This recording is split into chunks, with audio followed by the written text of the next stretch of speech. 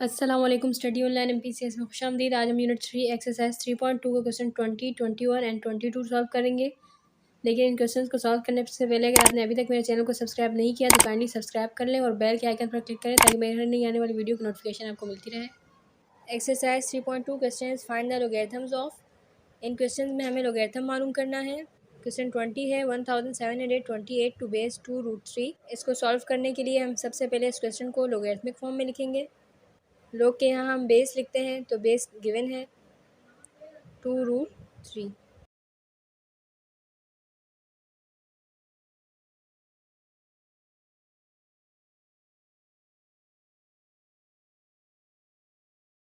Logarithmic form में जब भी हम कोई स्टेटमेंट लिख रहे होते हैं तो हम यहाँ y लिखते हैं, ठीक है, और वो y रिप्रेजेंट कर रहा होता है एक्सपोनेंट को या पावर को, ठीक है।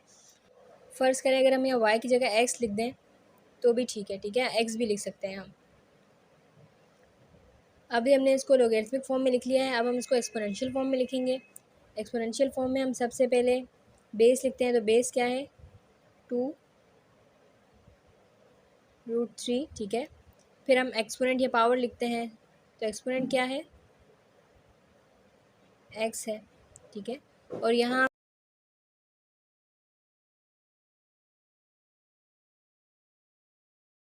अभी इसको हमने एक्सपोनेंशियल फॉर्म में लिख दिया है, ठीक है।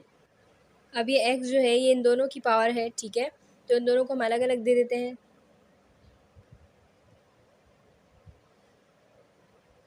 टू को भी x दे देते हैं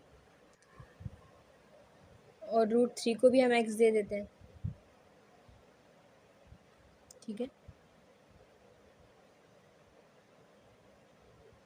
अब 3 का जो रूट है इस रूट को हमें ख़त्म करना है, ठीक है।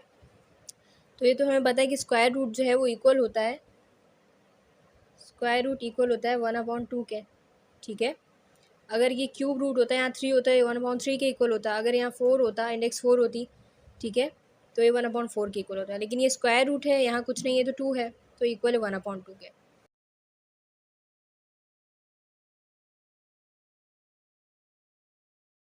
तो ये रूट हम यहाँ से ख़त्म कर लेंगे, उसकी जगह 1/2 लिख देंगे, ठीक है।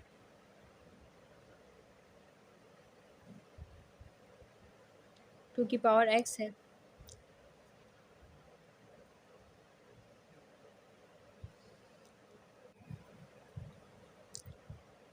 अब हम ये ब्रैकेट ओपन कर लेंगे, ठीक है।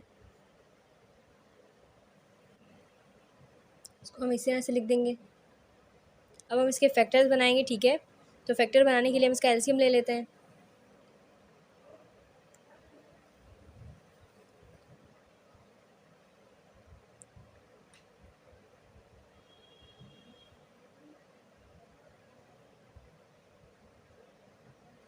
टू 8 = 16, यहाँ 1 आ गया। 2 6 = 12, 2 4 = 8,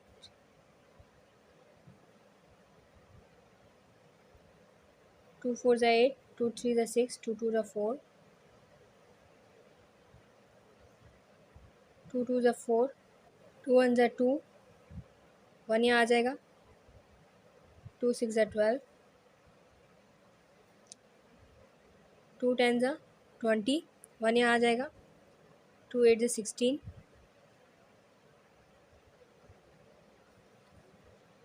2 5 = 10, 2 4 = 8,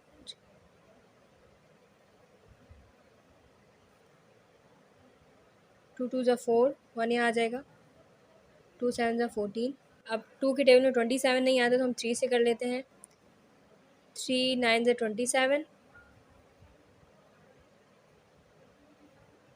3 3 = 9 एंड 3 1 = 3, ठीक है।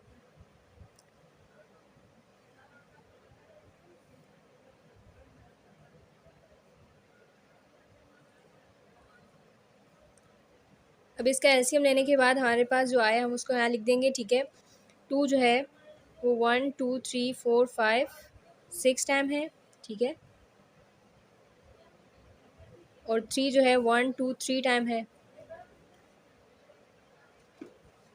अब यहाँ पर बेस 2 है, यहाँ पर भी बेस 2 है, यानी दोनों जगह बेस सेम है, ठीक है। यहाँ पर बेस 3 है, यहाँ पर भी बेस 3 है, तो दोनों जगह बेस सेम है। जब बेस सेम होती है तो उनके एक्सपोनेंट को, उसकी पावर, उनकी जो पावर्स होती है उनको हम कंपेयर कर लेते हैं, इक्वल करके लिख देते हैं, ठीक है। तो फॉर एग्जांपल अगर हम कह रहे हैं कि 2 जो है बेस है, इसकी पावर x है, यहाँ 2 बेस है, इसकी पावर 6 है। यहाँ बेस सेम है तो इनकी जो पावर है ये भी कंपेयर हम कर देंगे, यानी इक्वल करके लिख देंगे x इज इक्वल टू 6, ठीक है।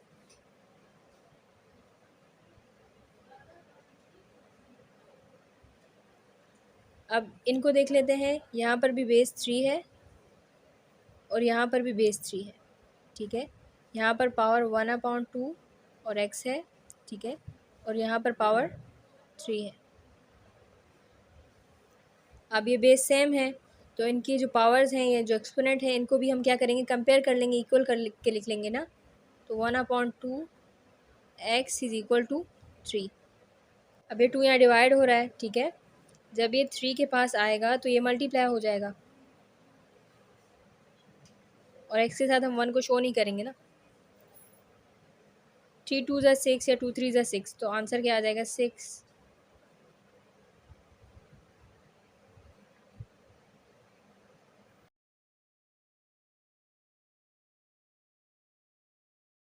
यहाँ पर x की वैल्यू 6 है और यहाँ पर भी x की वैल्यू 6 है, ठीक है। वैल्यू दोनों जगह सेम है x की, तो इसका मतलब है हमारा आंसर ठीक है। क्वेश्चन 21 है 125 टू बेस 5 रूट 5। इसको सॉल्व कर लेते हैं। सबसे पहले इसको हम लोगरिथमिक फॉर्म में लिखेंगे, लॉग, फिर हम बेस लिखते हैं, तो बेस क्या है 5,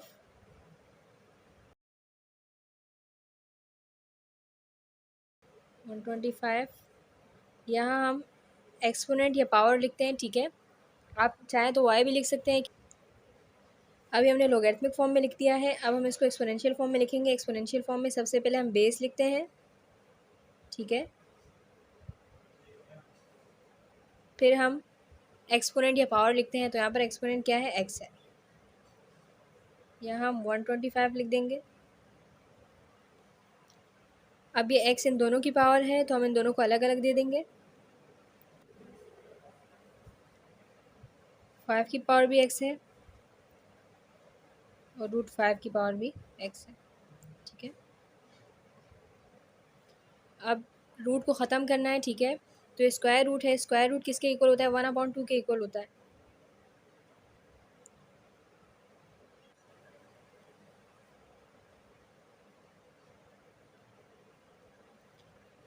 वन 125 हम इस तरह से लिख देंगे। 125 है, हमें इसका एलसीएम लेना है, ठीक है।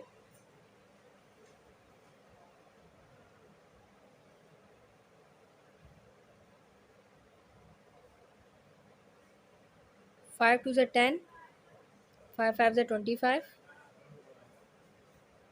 5 5 ज़ा 25, 5 1 ज़ा 5, ठीक है। 5 को 3 टाइम मल्टीप्लाई करने से 125 आता है, ठीक है। तो उसको हम इस तरह से लिख सकते हैं 5⁻3। यहाँ पर भी बेस 5 है और यहाँ पर भी बेस 5 है, यानी बेस सेम है और ये आपस में मल्टीप्लाई हो रहे हैं, ठीक है। तो जब बेस सेम होती है, जब 2 बार होती है, हम उसको 1 बार लिख देते हैं, ठीक है। और उनकी जो पावर होती हैं वो आपस में ऐड हो जाते हैं, ठीक है। यानी ये दोनों बेसिस आपस में मल्टीप्लाई हो रही है तो इनकी पावर या एक्सपोनेंट आपस में ऐड हो जाएंगे। उसको यहाँ ऐड कर लेते हैं।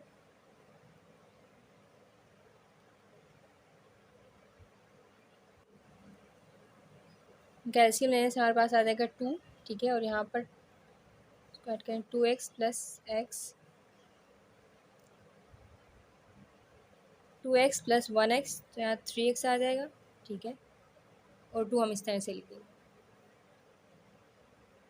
इनको ऐड करने से हमारे पास 3x/2 आ गया है, ठीक है।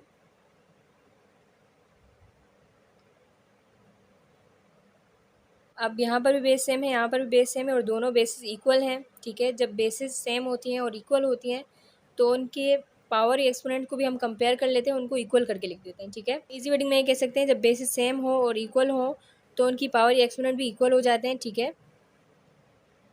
तो यहाँ पर बेस सेम है तो इनकी पावर को भी हम इक्वल करके लिख लेंगे, 3/2 x इज इक्वल टू 3।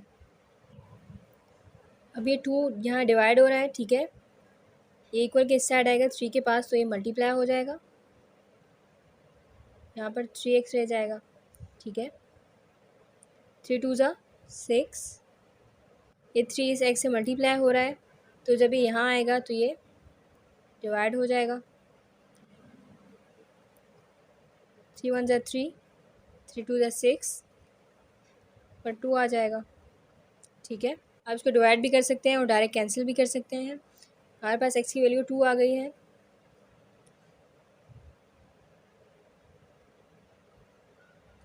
यही आंसर है।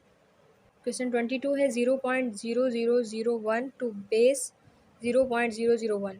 ठीक है, तो सॉल्व कर लेते हैं। सबसे पहले इसको हम लॉगरिथमिक फॉर्म में लिखेंगे। लॉग, अब हम बेस लिखेंगे तो बेस है 0.001। ठीक है, यह है 0.0001। इसको हम इक्वल कर देते हैं x के। ठीक है, अब हम इसको एक्सपोनेंशियल फॉर्म में लिखेंगे। एक्सपोनेंशियल फॉर्म में सबसे पहले हम बेस लिखते हैं 0.001, फिर हम पावर या एक्सपोनेंट लिखते हैं। तो एक्सपोनेंट क्या है, x है। ठीक है, फिर हम ये लिख देंगे। अब ये बहुत छोटे नंबर हैं। ठीक है, तो इसको हम ऐसे करते हैं, साइंटिफिक नोटेशन में करके लिख लेते हैं ताकि हम इसको इजीली सॉल्व कर सकें। ठीक है, ये 0.001 है। अगर हम इसको साइंटिफिक नोटेशन में लिखें तो डेसिमल पॉइंट यहाँ है। ठीक है, ये 3 डिजिट मूव करके यहाँ आ जाएगा। ठीक है, तो 1 मल्टीप्लाई 10⁻³ और इसकी डायरेक्शन लेफ़्ट टू राइट है, तो इसका मतलब है माइनस का 3 आ जाएगा। ठीक है, अब 10 को जब हम 1 से मल्टीप्लाई करेंगे तो हमारे पास ये आ जाएगा 0.001। ठीक है, अब ये पॉइंट यहाँ है, ये मूव करके यहाँ आ जाएगा, तो 1 मल्टीप्लाई 10⁻⁴ आ जाएगी। ठीक है, और इसकी डायरेक्शन लेफ़्ट टू राइट है, तो ये माइनस का 4 होगा, यानी एक्सपोनेंट माइनस में होगा। ठीक है, हमने इसको साइंटिफिक नोटेशन में लिख लिया है। इसको हम इस तरह से भी लिख सकते हैं, 10 को जब इससे मल्टीप्लाई करेंगे तो इस तरह से हमारे पास आ जाएगा।